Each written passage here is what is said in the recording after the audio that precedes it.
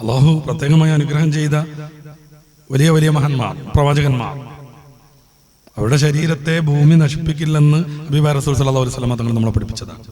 അങ്ങനെയുള്ള വലിയ വലിയ ആത്മീക ലോകത്ത് ജീവിച്ച മഹാന്മാർ. മസ്ജിദ് നബവിയുടെ പുനർനിർമ്മാണം പിന്നീട് നടക്കുമ്പോൾ മഹാനായ ഉമറുൽ ഫാറൂഖ് റളിയല്ലാഹു അൻഹുവിന്റെ കാല് കാണുന്നത് ചരിത്രത്തിലുണ്ട്. വേറെയും കുറേ പണ്ഡിതന്മാരുടെ ശരീരം തീരെ ജീർണിക്കാതെ